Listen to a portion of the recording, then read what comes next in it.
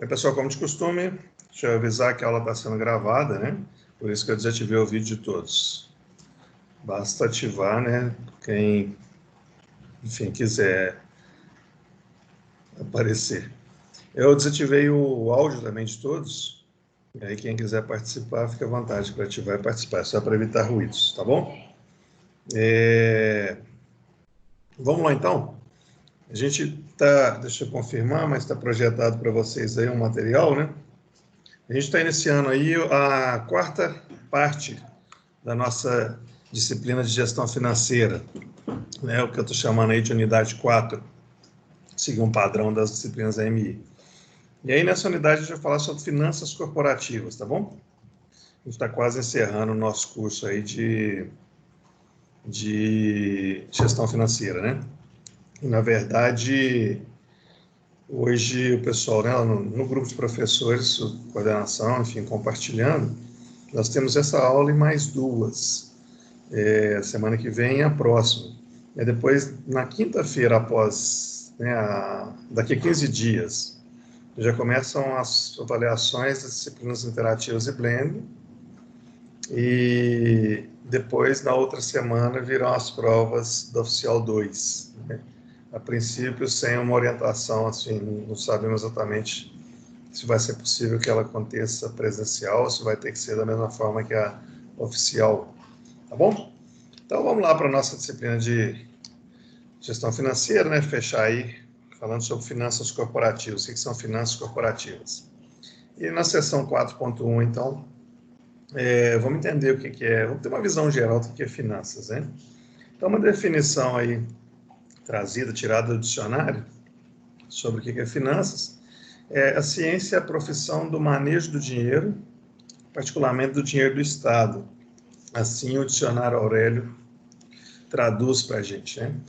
Na verdade, é o processo, né, que envolve a transferência de fundos, né, de valores entre pessoas, entre empresas, né, entre governos, pessoas e empresas, empresas e empresas, governos e governos, né? Sempre há uma transferência, um envolvimento, uma transferência de recursos, né, de recursos monetários, de dinheiro. E há esse processo, né, que envolve, então, instituições, né, instituições financeiras, por exemplo, envolvem mercados dos mais variados, né, envolve instrumentos. A esse processo, então, dá-se o nome de finanças. Né? E as principais áreas, então, né, existentes no finanças, tem algumas outras, mas algumas que eu selei para poder listar aqui, são as finanças corporativas, né? E aí vamos dizer aqui, né? Talvez seja o maior foco do nosso estudo aqui. Vocês estão fazendo um curso de gestão financeira, obviamente procurando se habilitar para se tornarem gestores financeiros das empresas, né? Das organizações.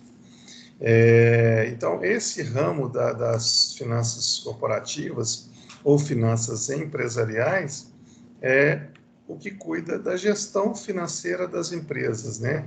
Que cuida da questão de recebimento, de pagamento, de tomada de recursos, né? Quando a empresa precisa de um recurso. Enfim, tudo isso está relacionado à questão das finanças corporativas, né? Avaliar, por exemplo, qual a melhor forma de remunerar o dinheiro da empresa, né? O dinheiro do sócio, através de aplicações, através de projetos, de investimentos. Aqui hoje a gente vai falar um pouquinho sobre investimentos, sobre a análise de investimentos, e aí a gente, né, volta nesse ponto aqui. Então, finanças corporativas, ela envolve todo o processo financeiro da empresa, né? Que vai, então, ali envolver a questão de pagamentos, de recebimentos, né? De fluxo de tesouraria, de empréstimos, de aplicações, né? De aprovação de projetos de investimento, de viabilização de recursos, né? De repente eu tenho como projeto uma empresa, está fazendo a aquisição de uma nova empresa, e eu preciso enfim, viabilizar o recurso para poder pagar essa compra, como que eu vou fazer? Minha empresa está desenvolvendo um novo projeto, ampliando um galpão. Tudo isso passa para a área de finanças, passa pela área de finanças corporativas, né? Vai passar aí pela mão de vocês na condição de gestores financeiros das empresas, para poder fazer as avaliações, fazer a tomada de decisão, né? É uma das principais áreas da finança, né? Assim dizendo. E é o que garante ali o dia a dia da empresa, o funcionamento da empresa, né? Nós já falamos aí e estamos falando, né, nas quintas-feiras com o pessoal do segundo, sobre capital de giro, o pessoal do quarto já viu sobre isso. Então, nós já falamos sobre a importância do capital de giro da empresa, né? Ele é, como eu já disse, o sangue da empresa, né? Ou uma outra comparação que a gente pode usar, ele é o combustível, né, do carro. Não adianta lá ter um carro bacana, o carro tá bonito, tá limpinho, mas ele não tem combustível para andar. Ele não serve para muita coisa ou para quase nada, né? Em momentos como esse que a gente vive agora, né, dessa pandemia e dificuldade, pode ser que o carro está feio, está sujo, está precisando limpar, mas ele tem gasolina e está andando, e é o que importa num momento como esse. Então, a disponibilidade de recursos, né, para poder manter esse carro andando, esse combustível andando, ou manter esse corpo vivo, né, é uma das atribuições, das principais atribuições da área de finanças corporativas, né? Os gestores financeiros têm esse foco aí. Uma outra área de finanças também é a área de investimentos, né? Existem, por exemplo,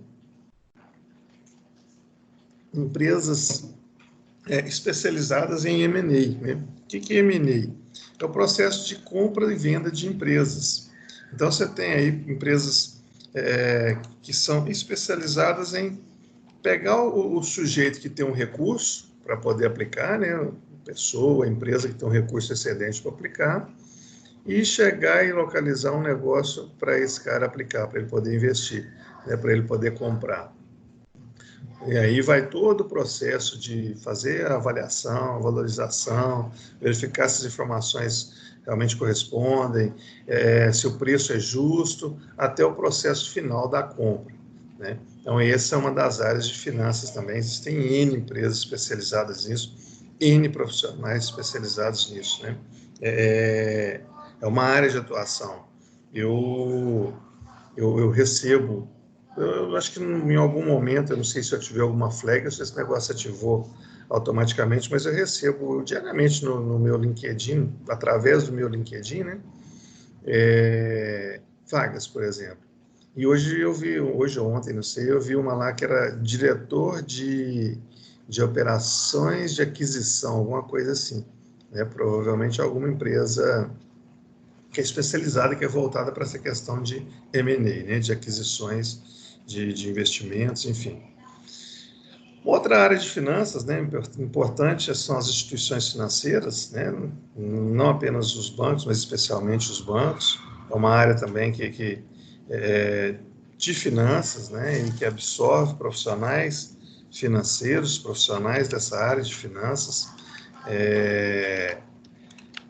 enfim, nas mais variadas atuações, né, um gerente de conta, um gerente enfim, tem várias atuações dentro de uma instituição financeira, e uma instituição financeira como um todo é uma área da finanças, né?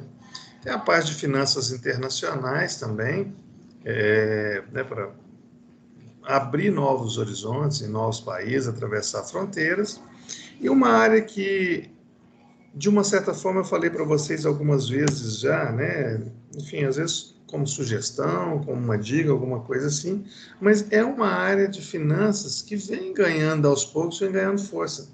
Consultoria em finanças pessoais, né?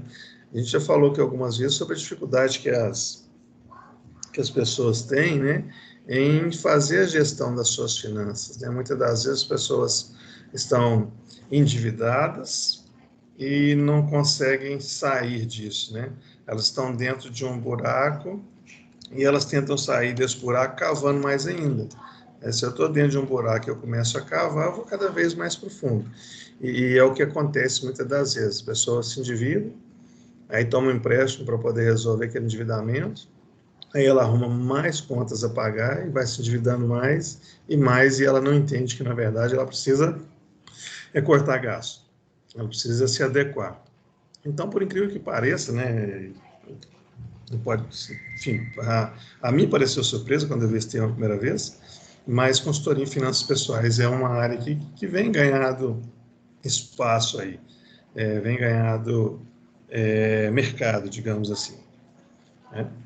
E por falar em mercado, vamos falar aqui então do mercado financeiro, né? O que é o mercado financeiro?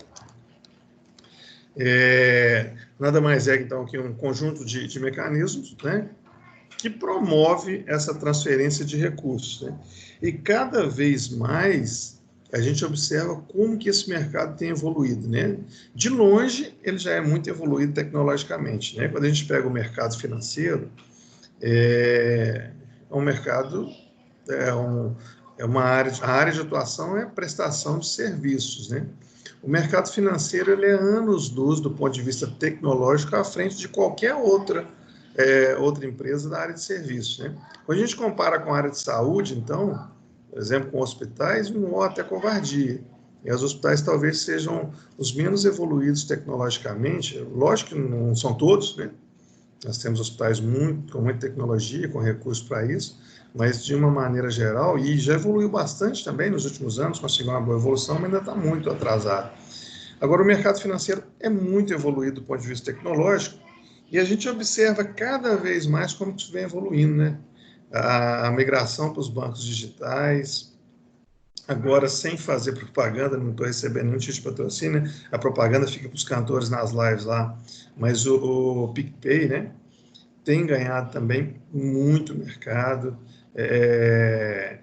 eles têm investido, enfim, está sendo criado um novo jeito, né? Está sendo criado uma nova moeda, né? A moeda, ela vem deixando ao longo dos anos de ser física, né? Aquele negócio de você usar cédula, usar uma moeda propriamente dito, isso vem perdendo espaço cada vez mais, né? Começou-se com o uso de cartões, aí um pouco mais, né, mais recente, aí você apresentava o seu cartão e não mais a moeda para fazer a sua compra, o seu pagamento. Um pouco mais adiante, você já não precisava nem disso mais, né, uma pulseirinha, ou só de se aproximar seu cartão já fazia o pagamento, e tem muita coisa para vir aí. Vai chegar num ponto que, e se não me engano, já existe alguma coisa nesse sentido, não aqui, mas nos Estados Unidos, que um caixa de supermercado, por exemplo, nós não vamos nos dar os trabalhos de passar mercadoria por mercadoria, né? A gente vai passar, nosso carrinho já vai ser lido ali, cada um deles com um RFID, né? Quando a gente pegar a dorzinha, já vai botar o preço de cada coisa, já vai debitar na nossa carteira eletrônica, e a gente vai embora, não vai ter fila de supermercado mais. Isso não pode demorar a acontecer para nós no Brasil por questões de investimentos em tecnologia, né? De capacidade de investimento, mas é uma realidade que vai acontecer. O mercado financeiro, né, esse mercado financeiro que ainda existe, que a gente ainda conhece, né, de troca de recursos, né? Tem de um lado o cara, eu vou falar disso aqui já, mas já adiantando, tem de um lado um cara que precisa de recurso, do outro tem um cara que sobra, o mercado está ali no meio fazendo intermédio disso e ganhando com isso, né? Ele pega uma taxa X do cara que está sobrando ali, empresta uma taxa 5X para o cara que está precisando lá de cá e vai se remunerando ali em cima daquilo ali, dentre outros serviços, né? Que ele também tem como fonte de receita. Então, o mercado financeiro nada mais é que as instituições financeiras de uma maneira como um todo, né? E como qualquer mercado, né? Quando a gente fala, por exemplo, já que a gente está usando esse termo mercado, vamos pensar no mercado mesmo, melhor, vamos pensar num sacolão, né? No sacolão nós temos o quê? Frutas e verduras, né? Um produto para ser vendido, e para que aquele produto seja vendido, eu preciso de ter alguém, né, para poder fazer a venda. Vamos pensar aqui no proprietário do meio do sacolão, por exemplo, né, o cara então, que tem um recurso financeiro que transformou em itens para serem vendidos, as frutas, as verduras, e do outro lado eu tenho o sujeito que precisa comprar aquilo para ele poder sobreviver, né, para ele poder comer. Precisa das frutas, das verduras para ele poder comer e sobreviver. O mercado financeiro também tem essas figuras básicas, né? Ele tem os compradores, tem os vendedores, no meio aqui entra, então, o mercado propriamente dito, né? Entram os intermediários, os agentes bancários, por exemplo. Então, quem são os compradores? Desculpa, está invertido aqui. Deixa eu até mudar esse troço aqui. Esse troço. E a ideia nem era essa, não, mas deixa eu inverter aqui, quer ver?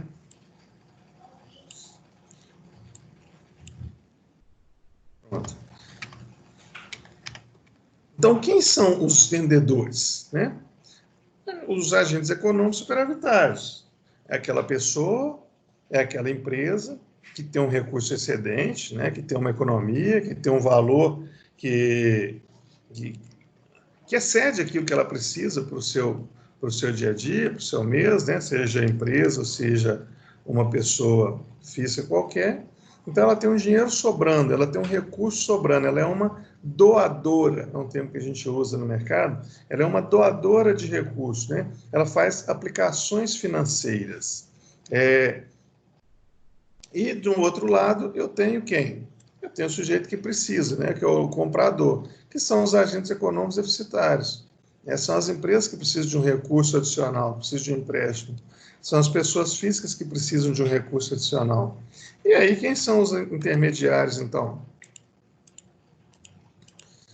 Os intermediários financeiros são os agentes financeiros, né? São os bancos, por exemplo, são as instituições financeiras, né? De um lado, nós temos agentes econômicos superavitários, né?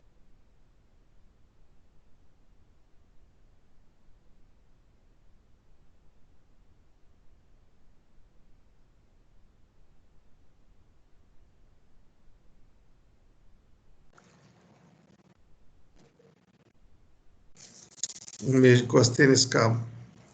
Oi, voltou, pessoal? Voltou, né? Desculpa. Encostei no cabo de rede aqui e desconectou. Vocês estão me ouvindo bem? Tá falhando? Tá funcionando bacana? Tá funcionando, tá normal. Tá bom? Então, beleza. Eu esbarrei no meu cabo de rede aqui e acabou que ele está com um probleminha que outro dia eu quebrei aqui o plug dele e tem que comprar outro. E eu prefiro fazer cabeado do que por Wi-Fi. Eu acho que o sinal é... Eu acho não, o sinal é melhor. E aí vai chegar melhor para vocês aí. Mas então vamos retomar aqui. Eu tenho os agentes econômicos, então, superavitários, né? São os vendedores aí, são os caras que têm recursos excedentes para poder ofertar. De outro lado, tem os agentes econômicos deficitários, as empresas, as pessoas que têm uma demanda de recursos, né? São deficitários e precisam desse recurso. E no meio, então, nós temos quem? Os intermediários financeiros que pegam o recurso do superavitário e empresta esse recurso para o deficitário, né? Pega uma taxa X, empresta para uma taxa Y e tem o seu lucro em cima disso daí, né? Obviamente, para poder formar sua margem de lucro, tem algumas questões que são levadas em consideração, como risco, enfim, tem algumas outras questões que não é foco aqui. E para poder normatizar esse mercado financeiro, né? Existe o Sistema Financeiro Nacional, que é o órgão máximo dessa área. Então, são um conjunto de instituições que viabilizam aquele fluxo que a gente acabou de ver ali, né? Entre o cara que é superavitário e o cara que é deficitário. Existe alguém no meio ali para poder fazer um link entre os dois. Existe um sistema, então, que normatiza tudo isso, que fiscaliza tudo isso, né, que proporciona haver esse fluxo aí entre os poupadores e os tomadores. E aí nós temos o Conselho Monetário Nacional, né, que é um dos órgãos do Sistema Financeiro Nacional, que é ele quem define as diretrizes de funcionamento do sistema financeiro, e é ele quem determina políticas monetárias e políticas de crédito. O Sistema Financeiro Nacional, então, ele é dividido em dois subsistemas, né? subsistema normativo e subsistema de intermediação. Nós falamos recentemente disso daqui, recentemente, assim, no início do semestre, mas com a turma do segundo, aí, né, a gente falou disso em capital de giro. Nós temos o subsistema normativo, que é composto pelo Conselho Monetário Nacional, que a gente viu aqui há pouco, aqui, né, que é quem define diretrizes, quem define política monetária e política de crédito. Aí tem o Banco Central e tem a Comissão de Valores. Então, esse subsistema, esse pedaço do sistema financeiro nacional, é quem cria, é quem define as regras de funcionamento, né, para as instituições como um todo. E do outro lado, a gente tem o subsistema de intermediação, né, que aí é composto por instituições financeiras, bancos comerciais, bancos de investimento, sociedade de arrendamento mercantil e sociedades corretoras de títulos e valores imobiliários. Esse é o nosso sistema financeiro nacional. Ok? Beleza? Dando continuidade, então, né, sobre essa visão geral aí de finanças, vamos falar de risco e retorno.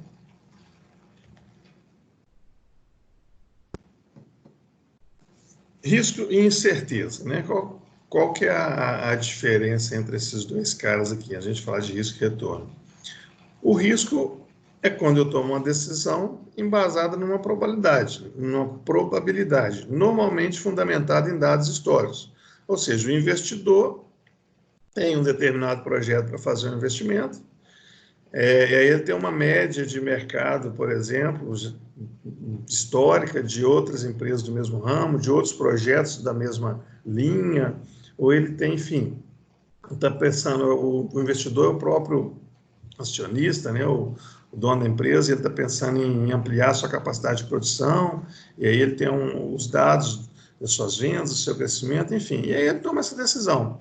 Essa decisão pode ser certa, pode ser errada, né? Ele avalia, por exemplo, e faz aquisição de uma empresa, entendendo que aquilo ali vai agregar valor ao seu negócio. E por um motivo ou por outro, isso não acontece. Então, existe um risco. Ele tomou uma decisão e essa decisão pode acontecer da forma esperada ou não. O risco, então, é quando eu tomo a decisão, mas ela é embasada em alguma coisa, né? Não é simplesmente olhar para onde o vento está e vamos tocar e vamos seguir o vento. Não, eu tenho toda uma formação, toda uma fundamentação para poder tomar essa decisão. E a incerteza é quando se toma a decisão de forma subjetiva, né? Um pouco meio no acho, eu não tenho dados para poder fundamentar minha decisão. Não, o meu feeling está dizendo que esse troço aqui é bom e vamos tocar nisso daqui. E o investidor, né, de uma maneira geral, ele é um sujeito avesso ao risco, né? Ele está disposto a correr risco, desde que ele tenha retorno para isso. E se ele tiver que correr um risco maior, ele vai querer um retorno maior, né? Se ele está disposto a investir num projeto, né, do qual feito uma análise, né, feito um estudo, e avaliado o risco e tem a possibilidade de ele ter um retorno de 10%, por exemplo, e existe alguma incerteza no meio disso, ou seja, ou melhor, existe alguma variável que pode aumentar esse risco, ele pode talvez desistir desse projeto ou aceitar tocar com esse projeto, porém ganhando mais, né? Ele vai querer ser remunerado pelo risco que ele está correndo maior. E aí, para poder calcular taxa de retorno, né? Então, dito isso, né? O que é o risco e que o investidor ele está disposto a correr o risco, mas ele, né, obviamente, espera uma remuneração para isso. Até voltando um pouquinho aqui, antes de entrar nisso daqui, foi uma das primeiras coisas que eu falei lá, né, no início. Por que o sujeito pega a grana dele, por exemplo, e bota numa empresa? Ele poderia colocar ela numa aplicação financeira, onde ele não teria risco, por exemplo, num investimento qualquer onde ele não teria risco, e teria um rendimento X todo mês. E aí ele resolve colocar numa empresa, onde existe um risco, a empresa pode não dar o resultado que se espera. Por que ele faz isso? Porque ele espera ganhar mais, né? Porque ele espera que o retorno que a empresa vai dar para ele é maior. Então, se ele teria um rendimento na aplicação financeira de 0,4% ao mês, ele bota de de 3,5%, de 3% ao ano, por exemplo, aí ele bota aquele recurso numa empresa na expectativa de ganhar 10%, de ganhar 12% ao ano, né, de ganhar 15% ao ano. Então, ele assumiu o risco, porque a partir do momento que ele botou aquilo na empresa, né, existe o risco, obviamente, de acontecer algum problema e ele não ter aquele retorno da maneira que ele esperava, mas ele topou correr esse risco para poder ganhar mais, né? Para poder ter um rendimento, uma valorização maior do seu patrimônio. E aí, uma forma para se determinar taxa de retorno, né, de uma empresa, ou de um negócio, ou de um projeto, né? Então, como que eu vou definir isso? 10, 12, 15? Qual que é a taxa de retorno com um projeto de investimento que uma empresa tem que dar para o seu investidor, para o cara que está correndo o risco? Então, tem duas formas para a gente poder determinar isso daí. Uma delas é por semelhança com o mercado. Então, eu busco empresas dentro da mesma área de atuação que eu estou e vejo qual que é o retorno que essas empresas dão para os seus acionistas. E aí eu calculo uma média, simples, né?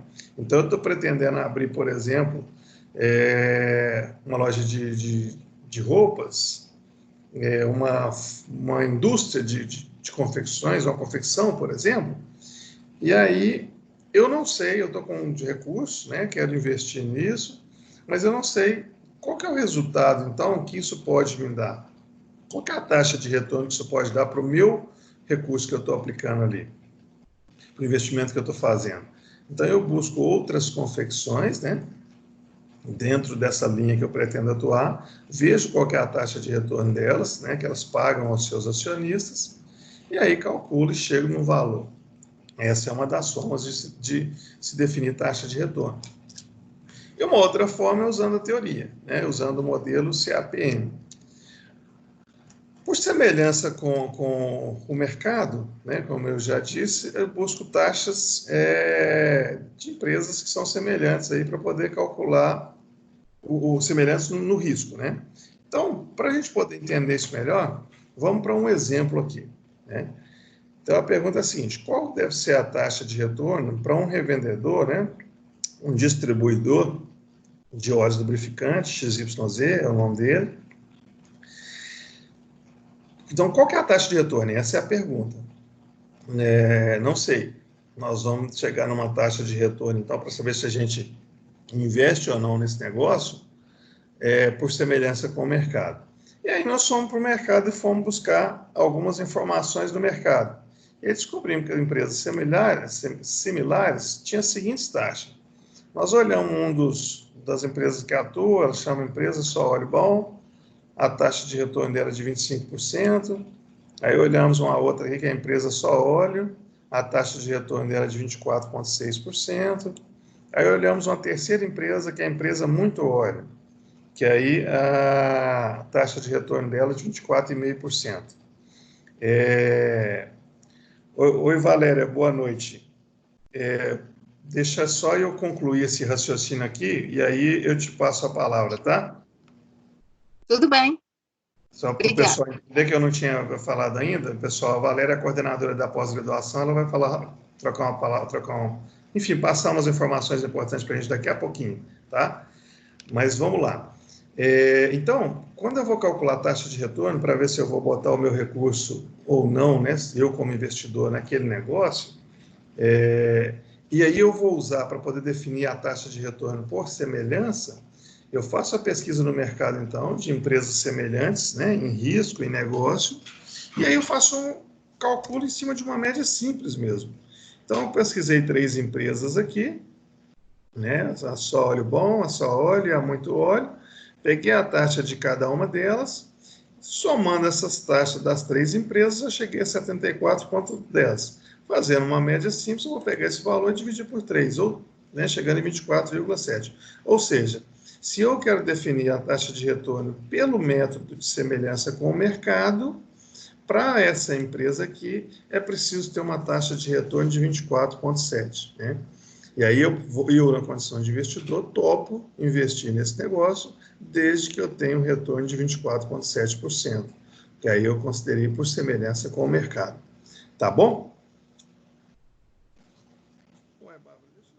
Está no automático, viu, Bárbara? Olha se eles não estão em outro link, porque eu deixei no automático, então não tem que aprovar mais, não. Eles entram automaticamente. Vê com a Fernanda e com o Cleito aí se eles não estão usando um outro link. Pessoal, tranquilo aqui? Já já a gente vai falar sobre o método pela teoria, né? Mas em relação à definição de taxa de retorno por semelhança com o mercado, tranquilo?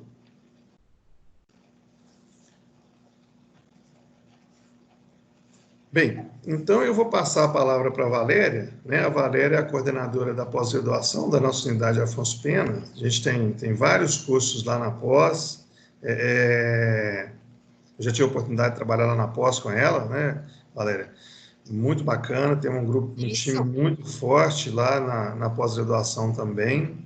E aí, Valéria, só para você entender, essa turma é o tecnólogo em gestão financeira, igual eu tinha te passado mais cedo, e nós temos duas turmas aqui, nós temos o segundo período e nós temos o quarto período, a galera que está concluindo aí, está no finalzinho aí já da conclusão do curso. A palavra é sua, pode ficar à vontade. Entendi. Obrigada, viu, Claudinei? E, por sinal, né, o Claudinei é um excelente professor que a gente tem na pós também e na graduação, né? Então, é bom que vocês saibam, né, caso alguém queira fazer a pós presencial, a gente tem aí no nosso corpo de docentes o professor Claudinei, né, com a gente. Bom, pessoal, eu vou ser bem rápida. O que eu queria falar para vocês é o seguinte, pessoal, né, que está no quarto período. Eu mandei um e-mail para vocês, na verdade, dois. Um falando sobre o projeto AP e o outro falando sobre o evento Carreira em Pautas. Então, eu vou explicar um de cada vez. O projeto AP é uma promoção que a faculdade está fazendo para todos os alunos egressos, que são os alunos que vão formar este semestre. E ele consiste no seguinte: vocês podem fazer até 2 disciplinas de um curso de pós-graduação totalmente de graça. O nosso objetivo é que vocês conheçam a nossa pós-graduação EAD, que tem um custo super diferenciado e, assim, são excelentes cursos também. Nós temos todos os cursos presenciais no EAD. São mais de 400 cursos disponíveis e vocês podem fazer um custo bem em conta. E, além disso, vocês têm um desconto também. Então, qual que é o nosso objetivo? Que vocês conheçam a plataforma EAD e, para ser interessante, né, para vocês, além do curso ser gratuito, ele também dá a vocês 80 horas de curso de extensão. Então, vocês podem conhecer a plataforma da pós-graduação, obter um certificado de até 80 horas, que pode usar como horas complementares. Nisso pode ajudar muita gente aí que está precisando fechar as horas complementares. E ainda garante 50% de desconto para fazer a pós escolhida no EAD. Então, quem tiver interesse, olha lá direitinho esse e-mail que eu enviei, preenche o formulário e manda para a gente fazer a sua inscrição. Não tem custo, seria mesmo para conhecer e para quem estiver precisando aí de horas complementares. Agora, com relação ao projeto Carreira em Pauta, todo semestre nós fazemos esse evento, né? Ele tem o objetivo de falar sobre o mercado de trabalho e sobre profissões. Então, nós vamos ter um grande educador executivo, o Ale Prates, como mediador dessa palestra, que vai acontecer dia 27, quarta-feira que vem. O horário vai ser 19h30. E quem participar só tem a ganhar, porque é um palestrante, ele é coaching, e vai trazer informações assim muito relevantes para vocês que estão no final aí para formar. Vai ser muito interessante para conhecimento, né, geral de vocês. Vai ter sorteio de 5 tablets, vai ter sorteio também de mentoria, de coaching, e além disso vocês vão ganhar um livro digital e um e-book. E nós vamos também garantir, né, com isso, 40% de desconto para pós-graduação. Aí é geral, tanto EAD como presencial,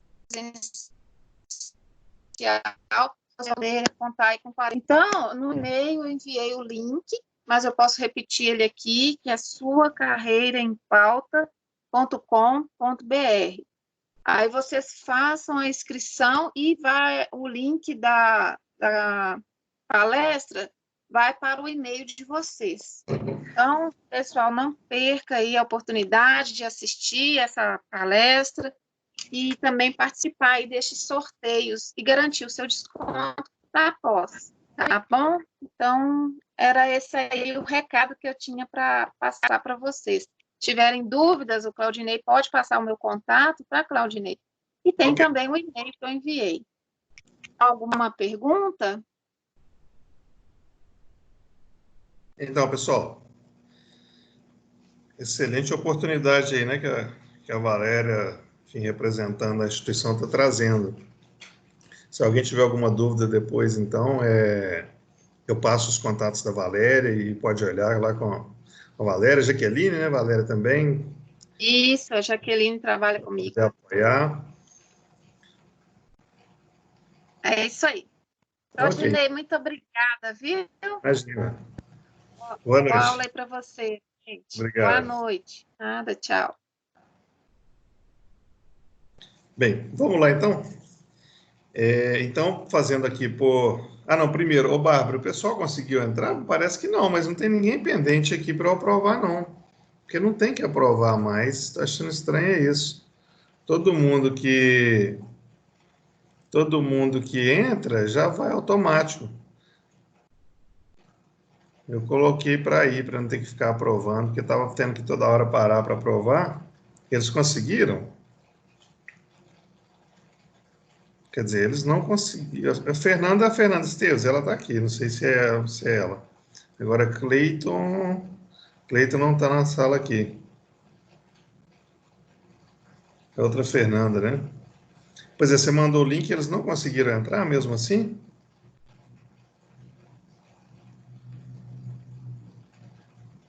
Não tem ninguém pendente aqui, não tem que fazer aprovação. Todo mundo que bate já acessa. Bem, vamos lá. Vamos continuar aqui. Então, aqui, né, definição de taxa de retorno por semelhança de mercado. E outra forma de definir taxa de retorno é pela teoria, né, usando o modelo CAPM. Esse modelo, então, nada mais é que uma fórmula. Né? A fórmula está determinada aqui, né? K, que é a taxa de retorno, é igual a RF mais beta vezes RM menos RF. O que é isso? RF é uma taxa de aplicação em renda fixa. Beta é o risco de ação das ações da empresa. RM, o retorno do mercado, né? Praticado pelo mercado. Então, para a gente poder aplicar isso daqui, vamos para um exemplo. Seja o risco beta da empresa XYZ igual a 1,6. O esperado do mercado, né, de 20%, e a taxa RF de 12%. Qual que deve ser a taxa de retorno dessa empresa aqui, da empresa XYZ? Deixa eu só ver se o pessoal conseguiu entrar. Ainda não. Mas também não estão pendentes aqui, não. Não sei o que aconteceu com eles. Vamos lá. Então, para a gente poder calcular isso daqui, basta aplicar a forma que a gente acabou de ver ali, né? Então, a taxa de renda fixa, né, uma taxa de renda fixa considerada de 12%, 0,2%. O risco da empresa, né, que é o beta, 1,6%. O mercado, né, 20%, o retorno do mercado média 20%. Então, trazendo isso para a fórmula, 0,2 mais 1,6 vezes 0,2 menos 0,12.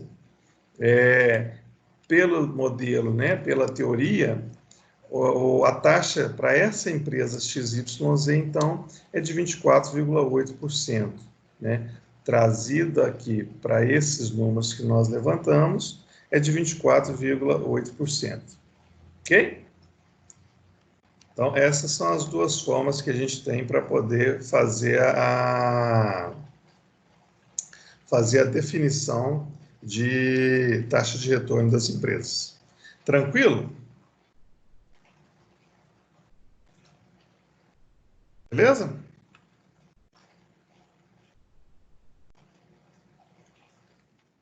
Então, vamos fazer um aí? Você pesquisou e descobriu que o beta para firmas de consultoria iguais à sua gira em torno de 1. Determine a taxa de retorno adequada para a empresa XYZ, considere a taxa de renda fixa de 8% e a média de retorno do mercado de 15% ao ano. Vamos fazer isso daí?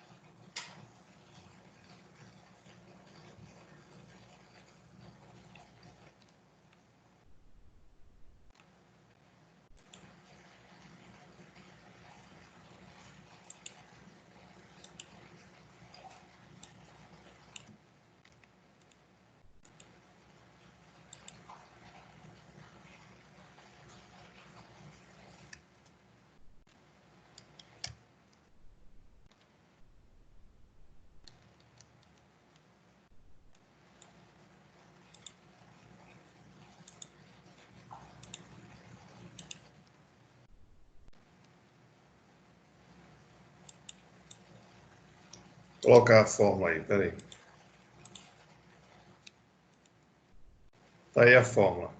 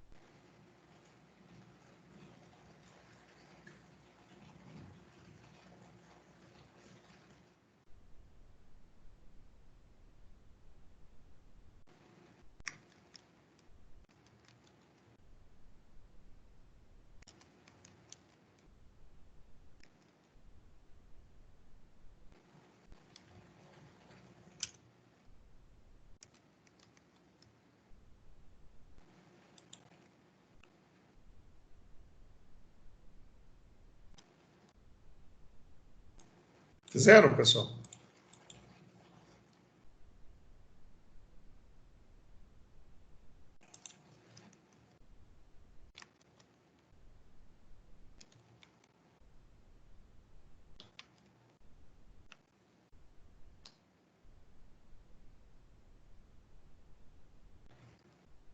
Fizeram? Podemos seguir aqui? Lembrando a fórmula, então, né? A gente poder calcular e trazendo para a fórmula, a gente tem que é a taxa de renda fixa, né, que foi utilizada aqui, que é o RF, de 8%. O risco beta da empresa é 1. O retorno esperado do mercado de 15%. Né? Então, trazendo, substituindo para a fórmula, 0,08, que é a taxa de renda fixa, mais 1, que é o risco beta, vezes 0,15, que é o retorno esperado do mercado, menos 0,08, que é a taxa de renda fixa. A gente chega, então, que a taxa de retorno para essa empresa aqui, né, indo pela teoria, tem que ser uma taxa de 15%. Ou seja, o risco que estou disposto a correr para poder investir nesse negócio, para poder manter esse negócio, é de 15%. Ok? Esse o pessoal não conseguiu entrar ainda não. Vamos fazer um outro aí? Tranquilo, pessoal? Primeiro, né? Tá tranquilo?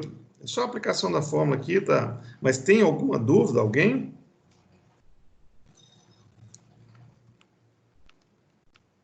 Claudinei, eu só poderia repetir, por favor, o que significa esse RF e o beta? Tá. O beta é o risco da empresa. Qual que é o risco das ações da empresa? E o RF é uma taxa de renda fixa que é considerado. Eu vou pegar ali, né, que eu até tinha falado lá atrás, que eu falei agora há pouco, vamos pegar o seguinte, por que o empresário vai pegar a grana dele e vai botar numa empresa e não numa aplicação de renda fixa? Se ele bota na aplicação de renda fixa, ele está seguro, não vai perder, né? E aí nós chegamos à conclusão que o cara faz isso para poder ganhar mais. Então, pela teoria aqui, a gente considera, então, uma aplicação de renda fixa. O RF é uma taxa de remuneração de uma aplicação em renda fixa, ok? E o beta é o risco das ações da empresa. Tá beleza, Luiz? Acho que foi o Luiz. Isso, entendi. Agora, esse ERM é o quê? O retorno esperado do mercado, que aí eu posso usar uma mescla dos dois modelos, né? Eu pego uma média de mercado e aplico aqui no modelo teórico, para poder chegar na minha taxa de retorno. Mas, enfim, a média que o mercado dessa área que eu atuo, tem, é de 15%. É o ERM. Ah, sim, entendi. Beleza? Vamos para outra aqui, então? A empresa de transportes fluviais Peixinho possui uma frota... Oi. Deixa eu só anotar aí essas fórmulas, essas referenciazinhas aí, antes do senhor mudar o slide, por favor. Peraí. Acho que você Pode está ser? falando de... Sim, eu acho que você está falando disso aqui, não é? Não, do outro. Não, pode deixar o restante todo. Então, você está falando aqui. Pode deixar isso. Tá. Isso, esse daí. Tá Tá? bom. Só um minutinho. Tá, tranquilo. Eu só não consegui identificar quem que é. Aline, do quarto período. Aline Stephanie? Não. Tem duas Aline no quarto período, tem só a Aline Stephanie, não? Não.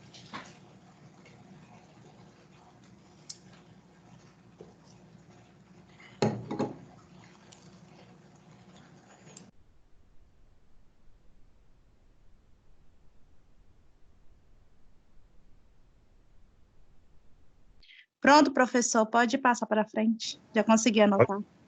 Tá bom. Então, vamos para um Obrigada. outro. Nada. A empresa de transportes fluviais Peixinho possui uma frota de 4.200 balsas. Ela quer determinar a taxa de retorno adequada para o seu negócio. Uma análise das empresas transportadoras ABC e C similares que atuam no mesmo ramo mostra a seguinte taxa de retorno média. A empresa A, 24%, a B, 23%, a C, 25%. Vamos calcular, faltou aí eu completar aí. Vamos calcular a taxa de retorno pela média de mercado, por semelhança de mercado para essa empresa?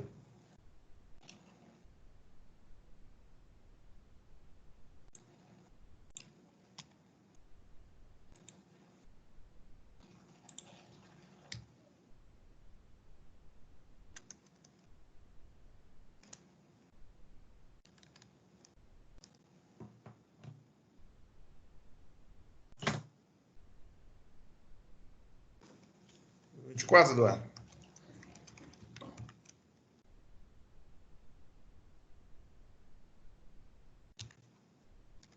Agora falou que deu 24 aí, eu confesso que ainda não resolvi ele aqui não. Deixa eu... 24 mais 0,23 mais 0,20. Mas é isso mesmo, vamos para lá, vamos para o mesmo. Isso mesmo. tem nem que fazer conta aqui não, né? Vou pegar na média. Estou fazendo conta aqui. Então, vamos lá? Para poder calcular, então, a gente pega a média pega o valor das 3 e calcula uma média, né? Somando eles, dividindo por 3. Então, nós chegamos que a média, para a definição da média, por semelhança de mercado, a taxa de retorno da nossa empresa Peixinho aqui deveria ser de 24%. Uma taxa de retorno de 24%. Tranquilo, galera? Podemos tocar aqui? Sim. Beleza. Então, vamos continuar. Vamos falar um pouquinho, então, continuando aí, vamos falar de investimentos, né? O que é um investimento, né? Nada mais é do que pegar um recurso que eu tenho hoje para que ele gere, né, crie mais recursos no futuro. Eu falo de fazer um investimento, então, eu vou fazer um investimento. Vamos pensar no que vem à mente de cara, né? Uma aplicação. A gente fala de investimento, muitas das vezes vem à mente uma aplicação. Então, para que eu faço? Eu pego uma grana, boto na aplicação financeira para quê? Para ela render juros e valer mais no futuro, né? Eu vou fazer um investimento e comprar uma máquina nova para a empresa. Para que eu vou fazer? Então, eu vou pegar um recurso que eu tenho aqui hoje, disponível aqui hoje, e vou comprar uma máquina. Por que eu vou fazer isso? Para que essa máquina gere mais receita para a minha empresa, gere mais recurso. Então, investimento, né, do ponto de vista econômico aqui, eu pegar um recurso que eu tenho disponível hoje e usar ele para ele poder gerar recursos no futuro, né? Para ele poder agregar valor, para ele poder aumentar o valor. E como que eu posso, né, em que áreas que eu posso fazer investimento? Nas mais variadas. Né? Alguns aqui, na fundação de uma empresa, ou na aquisição de uma empresa. Né? Então, tem o empresário, o investidor, ele tem um recurso disponível, e aí ele pega esse recurso e faz a aquisição ou faz a fundação de uma empresa com a expectativa de que essa empresa vai gerar mais resultado para ele do que esse recurso está gerando hoje. Né? O recurso está na aplicação financeira, por exemplo, está parado. Na expansão de uma empresa, né, eu tenho uma linha produtiva e eu tenho demanda para os meus produtos, eu vou dobrar a minha linha de produção. Né? Então, eu vou fazer um investimento, né, eu vou ter que fazer aquisição dos equipamentos, fazer obra, fazer adequação, para que, então, né, num dado período, num dado momento, eu consiga fazer mais venda, e fazendo mais venda eu vou ter mais resultado, né, ter mais recursos. As investimentos faz substituição de equipamentos, né, de repente o equipamento está obsoleto, e aí eu faço a troca dele por um equipamento novo, com maior capacidade de produção, com economia de consumo de energia, enfim, uma série de fatores mais avançados tecnologicamente. Então, eu faço um investimento no equipamento para que ele aumente ainda mais o meu retorno. Né? Na modernização de parques, né, ou de frotas, o exercício que falava da frota de balsa lá, né? Não vem muito ao caso aqui não, mas vamos imaginar que... Vamos trocar, vamos imaginar que fosse uma empresa de transporte rodoviário. Então, ela está lá com um monte de caminhões já ultrapassados, já velhos, né?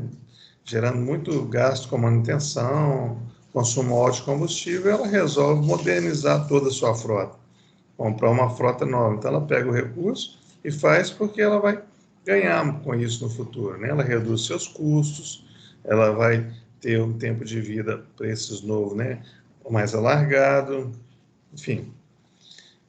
Do ponto de vista pessoal, né, comprar uma casa, né, um investimento, né, cursar uma faculdade, fazer um curso de inglês, fazer uma pós-graduação, um investimento. Então, alguns exemplos aí de um investimento que você faz em você, né, para te trazer um retorno no futuro. Então, você aplica esse recurso hoje para que ele te traga um retorno no futuro. Fazer uma aplicação financeira, comprar dólares e guardar em casa, enfim. São apenas alguns exemplos aí de construir uma fábrica. Opa, sumiu tudo aqui. Construir uma fábrica que está ligado também com a fundação de uma empresa, né? São alguns exemplos, então, de investimentos, né? De você pegar um recurso que você tem disponível hoje e colocar ele em alguma coisa que te traga benefícios no futuro. Né? E aí, nós temos basicamente 3 tipos de projetos de investimento. Né? São os projetos únicos, né? Eu não tenho alternativa, então, ou seja, eu tenho um projeto aqui, eu tenho que modernizar a minha fábrica, trocar por equipamentos mais novos. Esse é o meu único projeto. Então, o resultado final, a resposta que vai ser dada após a análise desse projeto é sim ou não, né? Vou ou não vou, né? Vale a pena ou não vale fazer esse investimento. E aí nós temos projetos mutuamente excludentes. Então, eu tenho alternativas, né? Tenho 2 projetos, por exemplo, mas um inviabiliza o outro. Então, eu escolho um ou outro projeto, né?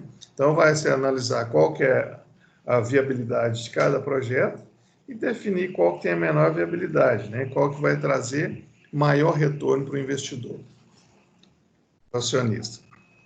E aí entra a parte de análise de investimento, né? Que consiste, então, em avaliar dentro daquele recurso que eu estou colocando ali, o que ele vai me trazer de benefícios a longo prazo, né? Nós falamos ali que investimentos, há pouco nós falamos que investimento, então, é pegar um recurso hoje e colocar para ele me gerar benefício futuro. Tá? Mas qual que é a expectativa desse benefício futuro? De repente eu vou pegar um recurso que está, sei lá, fazer uma comparação, que está numa aplicação financeira rendendo 0,5% e vou botar ele num projeto que vai me render 0,2%. Não vai fazer muito sentido, né?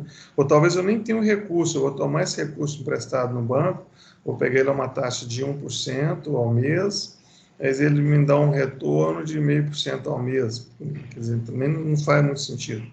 Essa questão de análise de investimentos, de fazer a análise, o pessoal do 4º período viu isso recentemente, né? No semestre passado, e o pessoal do 2º período depois tem uma disciplina específica para isso, tá? É a disciplina de análise de investimento e fontes de financiamento. Não é o nosso foco aqui agora, não. Aqui é dar uma ideia mesmo do como se toma a decisão para um projeto, né? De qual projeto investir. E aí, a gente viu lá em análise de investimento, né? Turma do 4º aí, uma das principais técnicas para poder fazer uma análise de investimento, para poder ver se é das mais usadas, tá? Isso aqui na prática, uma das mais usadas. É fazer um fluxo de caixa projetado. Né? Então, eu tenho um projeto, eu tenho uma expectativa, né, de receita, de custos, de despesa, e eu tenho um resultado, eu tenho ali um resultado operacional daquele projeto. Eu faço um fluxo de caixa projetado daquele projeto, trago os caixas que vão gerar a valor presente, e aí eu avalio se vale a pena ou não. Tá? De novo, não é foco para esse curso aqui. A gente vai falar sobre isso, sobre calcular os fluxos de caixa, sobre trazer eles valor presente na disciplina de análise de investimento e fonte de financiamento. Tá? E fazer análise de projeto de investimento na prática, então, significa o quê? Primeiro, eu vou olhar todas as alternativas de projeto de investimento disponíveis, né? Todas, está até destacado aí, tem maiúsculo. Então, enfim, quais são as possibilidades que eu tenho? Bota tudo isso na mesa. Depois eu saber quais alternativas oferecem a melhor relação risco e retorno. Que a gente falou que o risco existe e que o investidor está disposto a correr o risco a um dado retorno. Então, de repente, o meu investidor está disposto a correr um risco, mas ele espera um retorno de 15%. Eu calculei a taxa de retorno do negócio, deveria ser assim, 15%. Mas quando eu projetei o fluxo de caixa dessa empresa, eu cheguei que o retorno que ela vai trazer é de 11%, de 12%. Então, esse projeto, teoricamente, não atende as necessidades do meu investidor, dentro que ele está disposto a investir. E, por fim, fazer recomendação nas melhores alternativas, ou na melhor alternativa. Então, eu identifico todas as alternativas de projeto de investimento que eu tenho disponível, identifico qual que é a relação de risco e de retorno de cada uma delas e tomo a decisão de falar para o investidor, né, qual que é a melhor, qual que é a decisão ótima de ser tomada. Então, passa pela identificação do ambiente, né, eu preciso identificar um ativo. Isso aqui acontece muito no mercado de uma maneira geral, né, no mercado de fusões e aquisições, né, que eu falei um pouco mais de M&A. Você tem empresas especialistas em fazer isso daqui. Olha. Ele identifica um ativo, né, uma empresa a ser comprada, por exemplo, e ele já tem na sua carteira investidores, né, gente que quer investir, quer comprar. Esses investidores têm uma taxa de retorno que ele espera para poder botar o seu recurso financeiro ali. Do outro lado, esse ativo, né, essas empresas têm os fluxos de caixas projetados, né, os passados projetados, se é uma empresa já em andamento. Faça a avaliação desse ativo, faça a análise de investimento e objetivando, então, aumentar a riqueza do investidor, né, do acionista, criar valor para o acionista, né? Uma empresa existe para gerar valor para o seu acionista, né? Dar lucro e gerar valor para o seu acionista. Então, quando a gente faz essa análise para de investimento, o objetivo é tomar uma decisão ótima, né? Não é uma decisão boa, é a melhor decisão para o nosso investidor, né? O que vai trazer o melhor retorno, a melhor relação, melhor dizendo, risco-retorno para o nosso investidor, né? E aí passa, esse desenho aqui é um pouco parecido com o anterior, né? Mas então tu faz a identificação dos investidores, identificação, né, do ativo, aí tem o risco e retorno dos projetos, os fluxos de caixa de cada um desses projetos, há uma avaliação, há uma análise de cada um dos projetos, para chegar aqui e se tomar uma decisão ótima, né? Fazer a análise de projeto de investimento estar, né, pronto para poder apontar qual que é a melhor decisão a ser tomada, né? Qual que é a decisão administrativa ótima. Decisão ótima, então, é aquela que maximiza a riqueza do investidor, né? É aquela que vai aumentar o valor que o investidor aportou ali naquele projeto, né? Para isso que ele está colocando dinheiro, para poder ganhar mais, ok? E os métodos para análise de investimentos, né, são período de retorno, payback.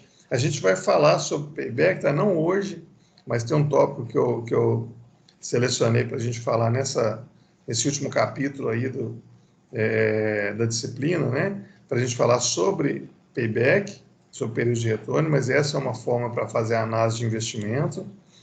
Valor presente líquido, a gente vai falar isso também ainda na disciplina, não hoje, mas a gente vai falar isso também. E taxa interna de retorno. Na verdade, o pessoal do quarto período vai ser uma revisão aí do que a gente falou no semestre passado, né? O pessoal de segundo é novidade aí. Então, métodos para fazer análise de investimento, né? Dentre outros, é comum utilizar, então, Payback, VPL e TIR. A gente vai aprender o que é e como calcular cada um desses caras oportunamente, tá? Beleza? Sobre análise de investimento?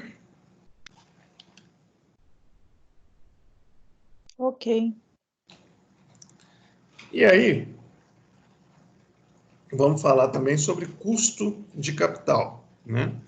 O que é capital? Ali está um desenho, né, bem simplificado, que representa um balanço, né? O balanço patrimonial, de um lado ele tem um ativo, do outro lado ele tem o passivo e o patrimônio líquido, não é isso? Então está representado aí o ativo, né, a letra A, o passivo, né, que é o capital de terceiro, está representado pela letra D, e o capital dos sócios está representado pela letra S. O custo de capital, o capital, então, né, o que financia a empresa, então, é o capital de terceiro, o capital dos sócios, né? Aqui está, a gente já falou sobre isso, aqui está a origem dos recursos, né? E do lado de cá está a aplicação dos recursos. Então, o sócio botou a grana lá, né? Quando ele abriu a empresa, uma parte dessa grana foi aplicada em ativo imobilizado, uma parte dela foi compra para estoque, né, para revenda, uma parte dela ficou no caixa da empresa, e aí a empresa começou. E aí ele fez uma compra a prazo, que alimentou o seu estoque, aí ele tem uma dívida com o fornecedor, aí ele tomou um empréstimo. Então, o que financia, né, a origem dos recursos da empresa, o que financia o funcionamento da empresa é capital de terceiro, mais o capital próprio, né, o capital dos sócios. E isso tem um custo, né? O capital de terceiro ele tem um custo, o capital próprio, o capital dos sócios tem o seu custo. E qual que é o custo? Obviamente isso vai variar, tem uma série de fatores que vai influenciar nisso daí, né? A gente acabou de falar de taxa de retorno. A taxa de retorno esperada representa o custo do capital próprio, por exemplo, né? O que o acionista vai querer ter de retorno. O custo do capital de terceiro vai depender qual que é a origem do meu recurso, né? Qual que é o objetivo do meu recurso, qual que é o prazo, enfim. E aí, antes de eu prosseguir, eu faço uma pergunta para vocês. Qual capital que é mais caro, o capital de terceiro ou o capital próprio?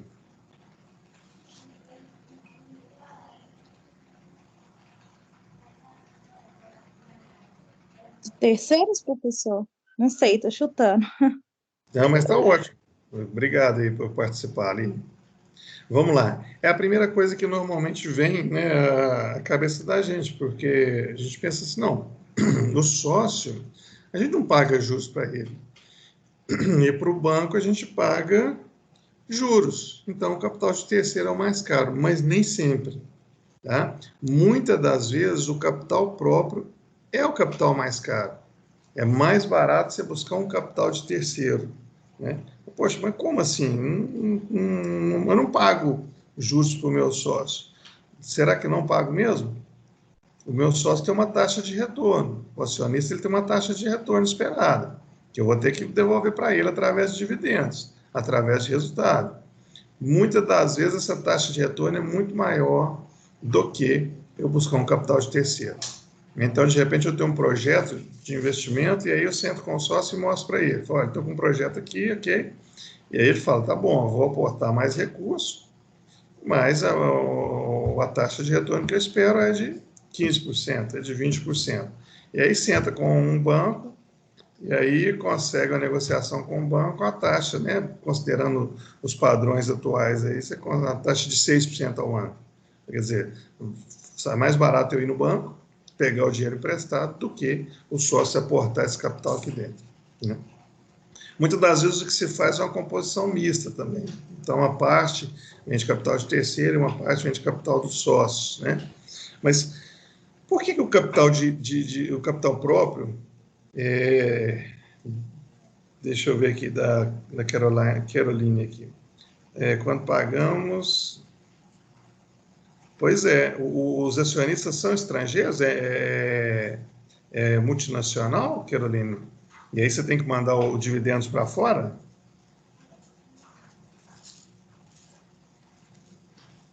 Ah, sim. O povo do sangue quente, né? Conheço não, mas que italiano é um sangue quente. E gosta bastante de dinheiro. Enfim, todo mundo gosta, né? Mas, pois é. Você tem que devolver o recurso para a matriz, né? E, como eu disse, o acionista, o capital social, e muitas das vezes ele é mais caro, né? E por que ele é mais caro? Vamos pensar aqui. O que é um capital de terceiros? Eu tenho fornecedores, né, como capital de terceiro. Fornecedor nem tem custo financeiro, né? O cara me vende para eu pagar ele com 30, ou com 90, ou com 60, ou com 120. É um capital de terceiro. Eu compro do cara, ele coloca o bem, né, lá dentro do meu estoque. Então, eu tenho um bem lá dentro do meu estoque, seja para revenda, seja matéria-prima, para gerar minha operação. Vendo aquilo, às vezes recebo por aquela venda ali, para só depois pagar para o meu fornecedor. Então, capital de terceiro, sem custo, né? Tem governo também, né? Então, tenho impostos a serem pagos para o governo, apuro o imposto agora e vou pagar no mês seguinte. E tem capital de banco. Esse, sim, é um capital oneroso. Lembra que a gente falou sobre isso? Ah, não, foi em capital de giro, né? Que a gente foi de capital oneroso. Mas, enfim, ter o capital de banco é um capital oneroso. Esse, sim, tem um custo financeiro. Esse, sim, eu pago juros em cima dele. Só que para esse cara aqui, para o capital de terceiro, o risco é menor, né? Consequentemente, o custo também vai ser menor. E por que o risco desse cara é menor? Porque ele não empresta o dinheiro do nada. Ele não bota o dinheiro lá para a empresa do nada. Primeiro, ele pede uma série de relatórios financeiros e documentos para fazer uma análise de crédito. Feita essa análise de crédito, né, e chegada numa proposta, né, para poder ser efetivada e ser transformada numa carta de crédito, ser transformada num empréstimo, tem que ser dado garantias, né? Então, antes do banco conceder empréstimo para a empresa, para a organização, a empresa tem que fornecer garantias. Além de assinar um contrato de empréstimo, né? Então, ela dá uma garantia, por exemplo, de recebível. A empresa faz venda no cartão de crédito e aí ela dá como garantia aquele recebível. O que significa isso? Se eventualmente o banco não pagar a parcela na data combinada, o banco vai reter um dinheiro lá na conta da empresa, né? Pode ser dado garantia o aval do sócio. Então, o sócio assina como sendo avalista. Se a empresa não paga, o banco vai lá e executa o sócio, né? Vai lá e cobra do sócio. Em alguns casos, são dados imóveis, né? Na verdade, quando você envolve imóvel como garantia, o seu custo aumenta muito, porque você tem que averbar o imóvel colocando alienação em favor do banco, aí quando você termina de pagar, você tem que, de novo, averbar, tirando a alienação, aí no final aumenta muito o custo, né? Você vai comprar você vai trocar a frota de carro da sua empresa, e aí você vai fazer tudo isso financiado, um capital de terceiro, o banco financiando. O carro é dado como garantia. Então, para o banco, para o capital de terceiro, né, existem garantias que minimizam o risco dele. E, consequentemente, com um risco menor, ele está disposto a uma taxa menor de retorno, né? Já o capital próprio, que é o capital dos sócios, né, que entra na empresa quando o sócio abre a empresa, ou quando ele compra ações da empresa, né, ou quando a empresa dá um resultado e não distribui todo esse resultado, ele fica lá, lucros acumulados, fica lá no patrimônio líquido, esse cara tem um maior risco, né? Consequentemente, ele exige uma maior taxa de retorno. E ele não tem garantia. Ele não tem um imóvel que ele vai lá executar, um avalista que ele vai lá executar, um recebível que ele vai pegar, como é o caso do banco. Ele não tem nenhum tipo de garantia para falar o seguinte: se não me der o retorno que eu estou esperando, eu tenho uma outra forma de buscar e não vou ficar no prejuízo. Além disso, esse cara é o último a receber, né? Depois que eu já paguei lá fornecedores, governo, funcionários, bancos, blá, blá, blá, blá. Primeiro, né, deu lucro, para eu distribuir resultado tem que ter dado lucro, ok. Só que deu lucro e eu preciso ter caixa. Então, depois que eu tirei todas as minhas despesas, deu resultado? Deu, beleza. Depois que eu paguei tudo, tem dinheiro? Tem, ok. Aí que eu vou pagar o acionista. Então, esse cara, o risco dele é maior, né? Ele não tem garantia. Esse cara exige mau retorno. Então, normalmente o capital social, para não dizer sempre, né, mas normalmente o capital social vai ser mais caro que o capital de terceiro, né? É mais vantajoso conduzir o projeto utilizando capital de terceiro do que capital próprio, do que capital do sócio. Ok? E aí, vocês que uma das formas de se calcular, de chegar numa composição para isso, tendo uma parte, então, de capital de terceiro, tendo uma parte de capital social, né? E aí existe um negócio chamado custo médio ponderado de capital, que aí a gente calcula qual que é o custo médio da empresa, né?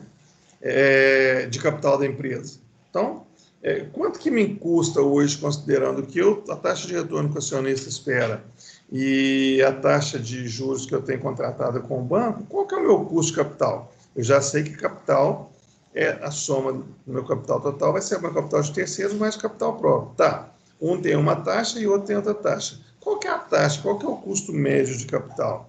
Aí, para poder fazer esse cálculo aí, é uma fórmula simples, embora muitas letras aí, mas ela é simples, tá? KA aqui é o custo médio ponderado de capital, E aí, as demais aqui, os demais parênteses aqui, o primeiro está abordando qual que é a participação e qual que é o custo do capital de terceiros, qual que é a participação e qual que é o custo do capital próprio relacionado a ações ordinárias e a ações preferenciais. Ações ordinárias e ações preferenciais, falando rapidamente, a ação preferencial, ela tem preferência na hora de receber, ela é a primeira a receber os dividendos, mas ela não tem direito a voto. A ação ordinária tem direito a voto, mas isso é tema para disciplina de análise de investimento, tá? Então, passando aqui, então deixa eu ir devagar, né? Passando então, para eu poder calcular, eu pego aqui. Qual que é a participação de capital de terceiro na composição do meu capital e qual que é o custo desse capital? Depois, qual que é a participação de ações preferenciais e qual que é o custo dessas ações preferenciais? E, por fim, qual que é a participação das ações ordinárias e qual que é o custo das ações ordinárias? E aí eu acho o custo médio ponderado de capital dessa empresa. Bem, nada melhor do que exemplo para a gente poder, né, botar números aqui para a gente poder entender isso melhor. Então, o bar da esquina, ele é financiado com 100 mil dinheiros de capital dos sócios, capital próprio. E outros 100 mil dinheiro em capital de terceiros, bancos. Ou seja, o capital total dele é de 200 mil dinheiros. Ok? A taxa de juros é de 10% ao ano. A taxa de retorno esperada do sócio é de 20% ao ano. Qual que é o custo médio ponderado de capital da esquina? Então, aqui vamos até esquecer ações ordinárias e ações preferenciais para poder simplificar aqui. Primeiro, ficou pequenininha a imagem aqui. Primeiro, vamos fazer a composição do capital total. Então, o capital total dessa empresa aqui, espera aí, a imagem ficou muito pequenininha. O capital total dessa empresa é de 200 mil, eu pus reais aí, mas não é dinheiros, né? 200 mil dinheiros, sendo 100 mil próprio, 100 mil terceiro, ou seja, 50% do capital é próprio, 50% do capital é de terceiros.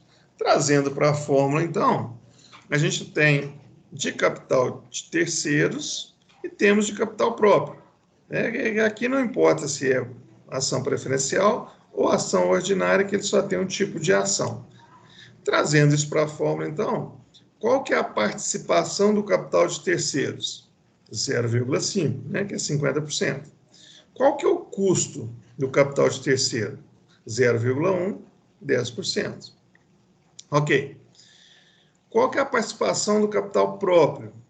0,5 também, né, a outra metade. Qual que é o custo do capital próprio? 0,2, que é os 20%. Aí basta resolver isso daqui, então, a gente chega que o custo médio ponderado de capital dessa empresa aqui é de 15%, né? Ou seja, trazido o custo do capital de terceiro, né? De 10% sobre a metade do capital, mais o custo do capital próprio de 20% sobre a outra metade do capital, a gente chega num custo médio ponderado de 15% para essa empresa. Beleza? Tranquilo?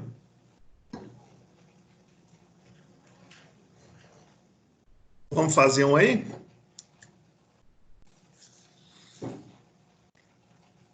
Então, vamos lá.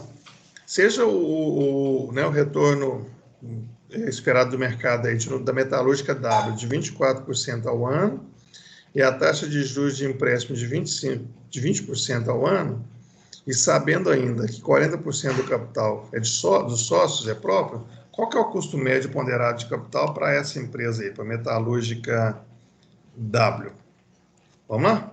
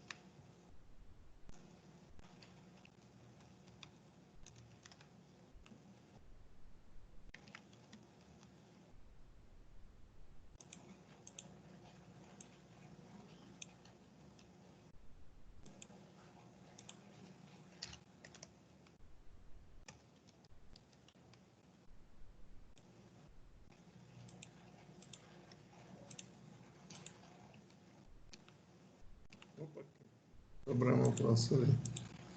Sai isso com 6 aí.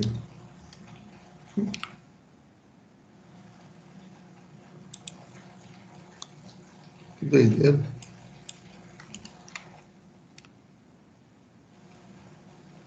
Já vi isso. Não era para ter aparecido aí agora. Vamos lá.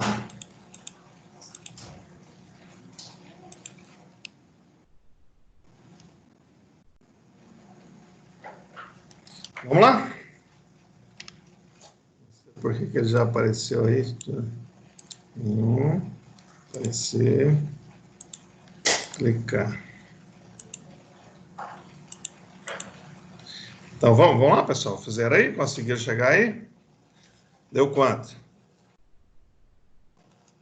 Deu quanto, Eduardo? Ou qualquer outros, né? Eduardo, que ajudou agora há pouco aí.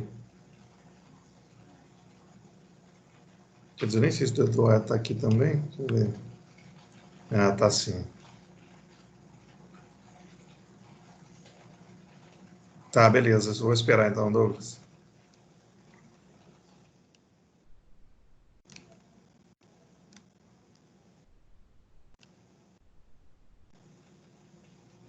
Opa, vamos fazer o seguinte, quer ver? Deixa eu trazer a fórmula, então. Ou foi na interpretação? Se a turma quebrar a cabeça mais um pouquinho aí, a gente resolve eles juntos.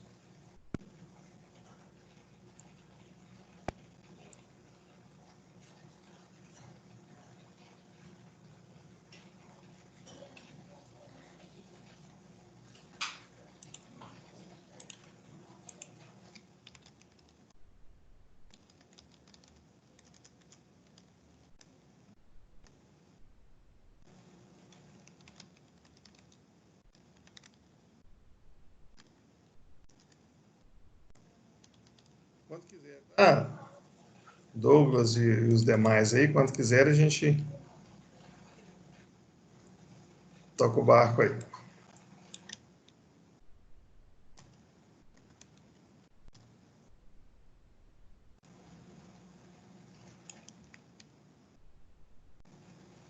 Ah, tô ligado.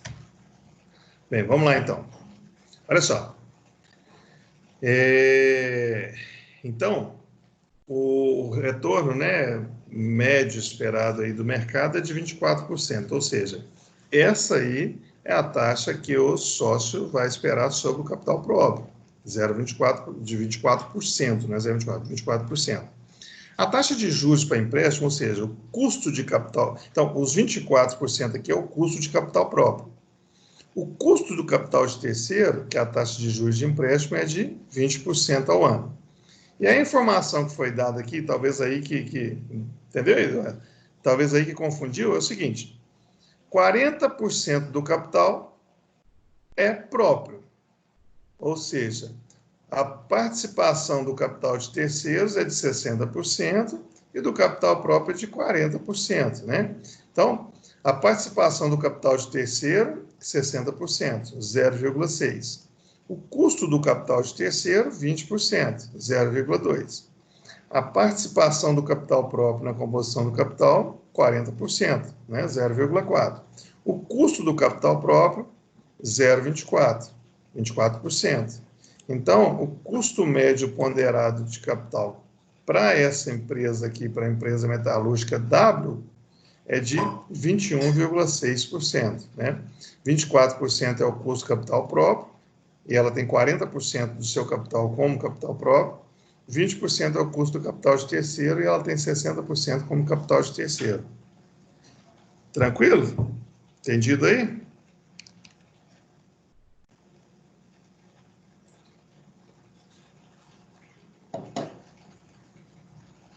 Beleza? O Douglas entendeu aí, Douglas?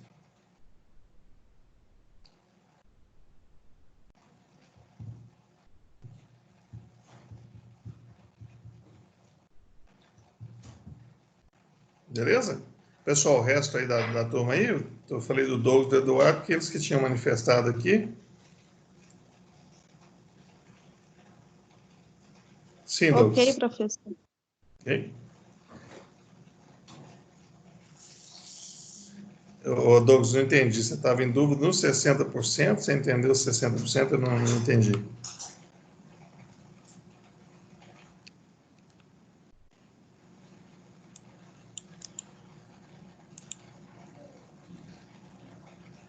Douglas? Ah, a dúvida era 60%. Tá, perfeito. Eu também fiquei nesse pensamento e fui fazendo com 100, entendeu? Aí eu fiz 100 para cada, eu não fiz 0,6 e 0,4. Eu fiz, Ah, né? não. Aí não bateu, né? É, Tá bom, mas ficou claro agora? agora tá tranquilo.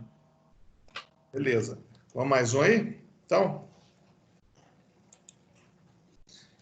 Então, calcular o custo médio ponderado de capital para a empresa X. Ela tem uma taxa de juros de 18%, tem uma dívida aí de 1 milhão de dinheiros, o custo de capital próprio é de 24%, o patrimônio dos sócios é de 500 mil. Qual que é o custo médio ponderado de capital para essa empresa?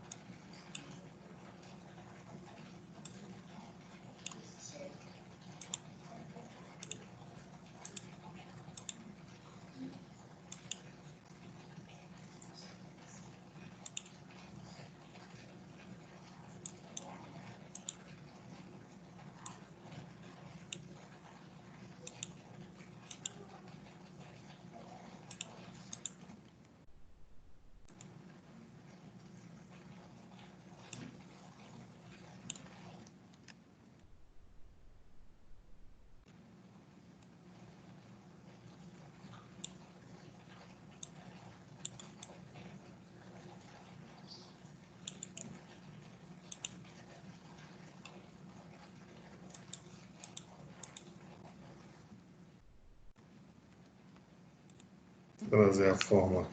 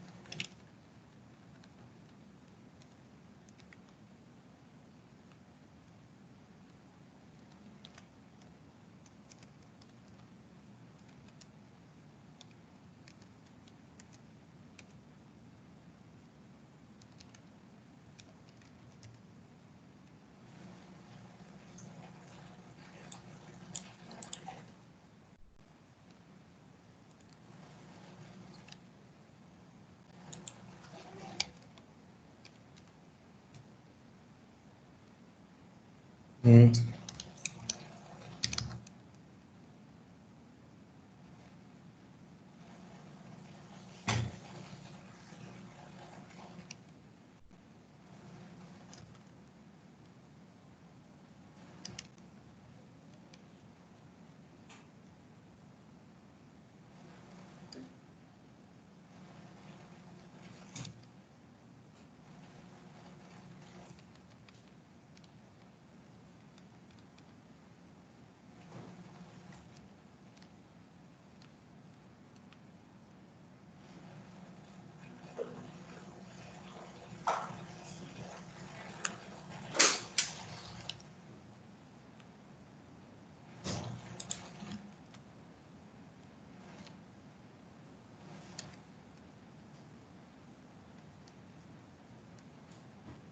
Qual nós estamos antes?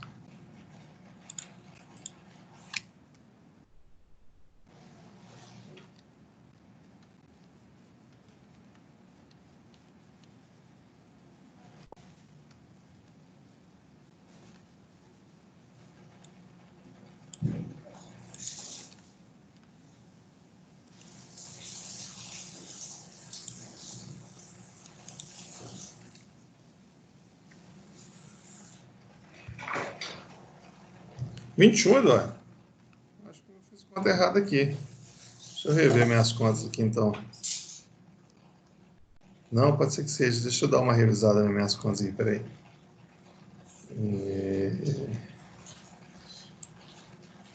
Deixa eu jogar aqui para Excel aqui para eu poder dar uma...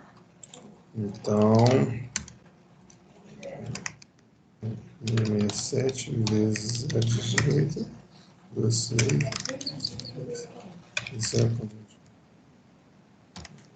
esse mais esse. O Eduardo, o meu deu diferente, viu, cara? O meu arredondando deu 20%.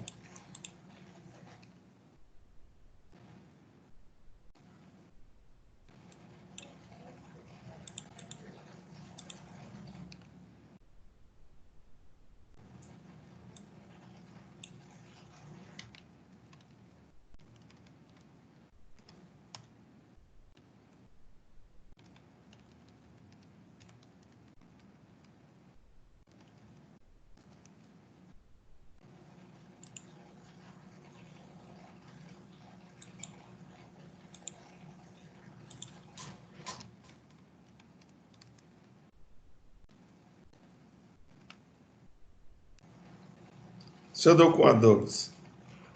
18? É, também não sei. Uma conta de um de nós três aí tá errado. Mas alguém aí, galera, o pessoal fez aí?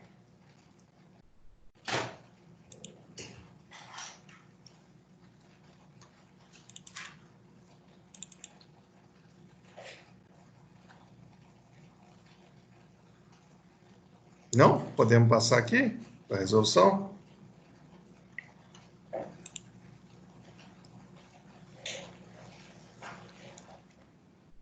Vamos lá, então. Cadê a tela? Olha só. Só relembrando a fórmula, né? Tá aí. Aí a primeira coisa que a gente tem que fazer sempre, e talvez pode ter sido aí o Eduardo Douglas o que confundiu, é ver a composição do capital total.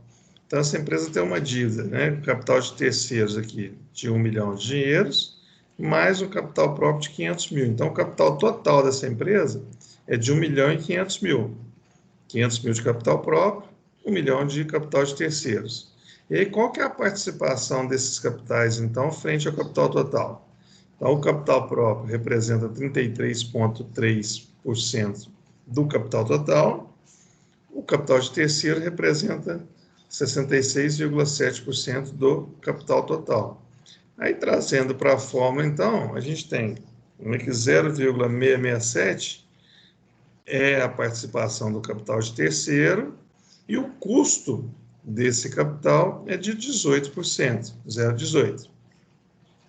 Nós temos que 0,333 é a participação do capital próprio e que o custo desse capital próprio é de 24%, 0,24. Então, resolvendo esses dois parênteses aí, a gente tem que o K é de 0,12 mais 0,08. Então, nós temos um custo médio ponderado de capital de 0,2 ou 20%. Identificar aí, o Douglas e Eduardo, onde é que estava a divergência?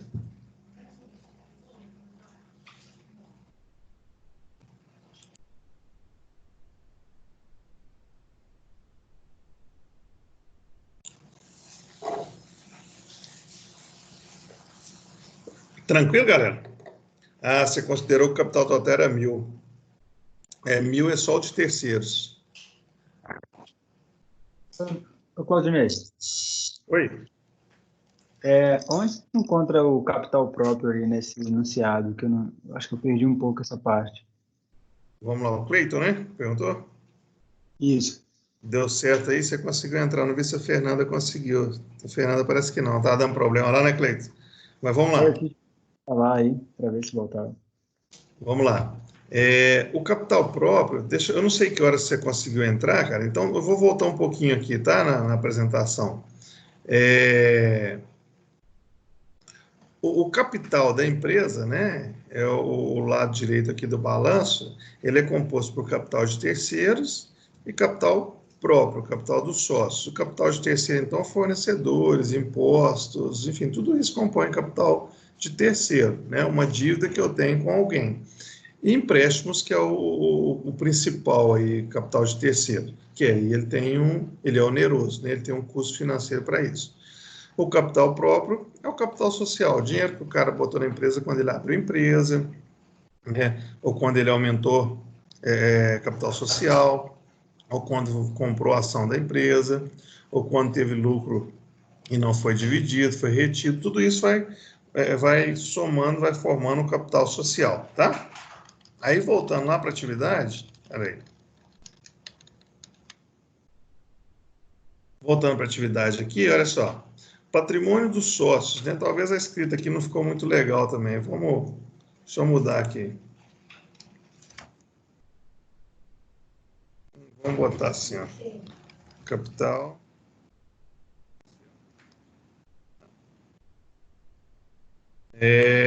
Então, esse cara aqui, que eu tinha chamado aqui de patrimônio dos sócios, é o capital social. Tá? Então, nós temos aqui, capital de terceiro, é a dívida, são os empréstimos, 1 milhão de dinheiros. O capital próprio, que é o capital social, né, que é o capital do sócio, que é o recurso que o sócio botar na empresa, é de 500 mil. Então, a soma do capital total dessa empresa é de 1,5 milhão. Ficou claro, Cleito? Sim, agora ficou claro. Obrigado. Aí é só jogar na fórmula, né, e calcular.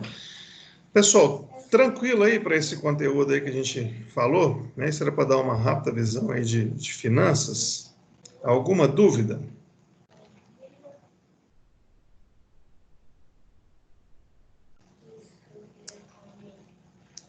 Não?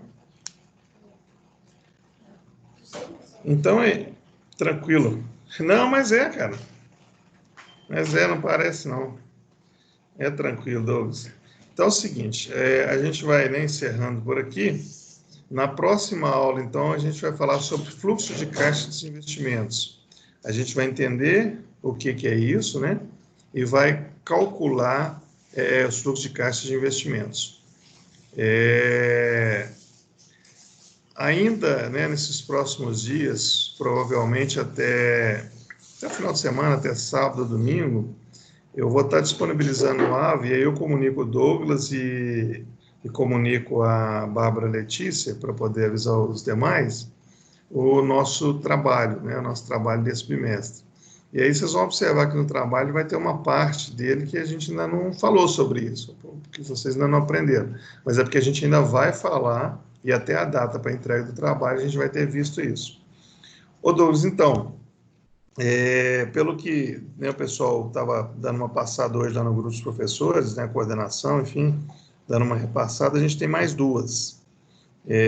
A próxima, né, que vai dar, que dia que é hoje? Eu estou perdido no tempo, mas enfim, a próxima aula, que eu não sei que dia que vai dar, e depois a outra que, se não me engano, dá dia 3 de junho. Aí no dia 4 de junho começa o período de provas interativas e blending.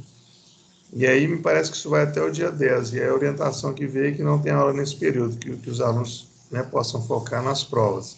Aí logo em seguida virão as avaliações oficiais, que ainda não sabemos, né, se elas serão presenciais, ou, enfim, se já terá voltado, serão presenciais, ou se elas vão ter que ser no mesmo modelo, né, da anterior, se vai ser online, isso ainda não está claro ainda. Mas nós temos mais duas aí.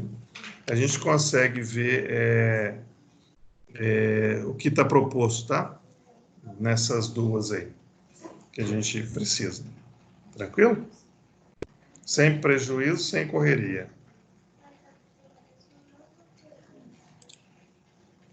Eu vou encerrar a gravação aqui, porque não é conteúdo, para não ficar muito grande o vídeo depois, mas a gente continua a prosa aí.